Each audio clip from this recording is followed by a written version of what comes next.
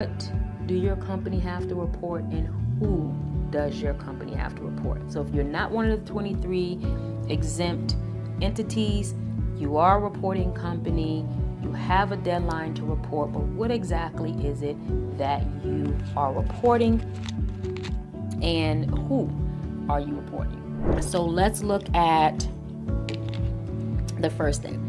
You're a reporting company. And if you're a reporting company, you're reporting three different things.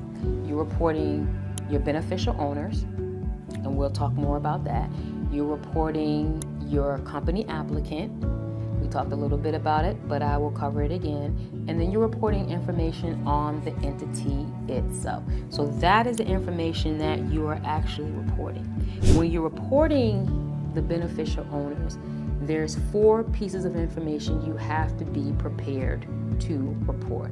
And remember, we talk about you have to be accurate with this information. If you find out this information is inaccurate, then you have to voluntarily submit the correct information within 90 days of the time, within 90 days of the deadline you had to make this reporting. So the 4 pieces of information that you have to report for beneficial owners include the beneficial owner's full legal name, the beneficial owner's date of birth, the beneficial owner's complete current address, and you have to submit a unique identifying document. So this could be a driver's license, a U.S. passport, anything that's state issued, local government or tribe issued.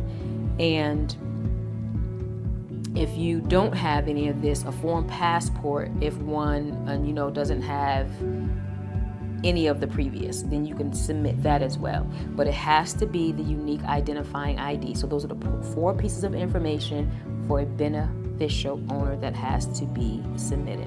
Now, we talked about the 23 exemptions for a reporting company to know if they have to report or not, but I want to just mention an exception. So when we talk about a beneficial owner, so you're not exempted, you don't fall under the 23 exemptions, so you are reporting as a reporting company. There is an exception for a beneficial owner. So if the beneficial owner is a minor child, then the minor child, you don't have to report those 4 pieces of information if the individual is a minor child. In that case, what a company would do is report the information about the minor's child parent or their legal guardian. But that has to be reported in order for this exception to apply. So you are a reporting company, you have a beneficial owner, your beneficial owner is a minor, you do not have to report the minor, but in place of the minor, you have to report the parent or legal guardian in order for the exception to apply.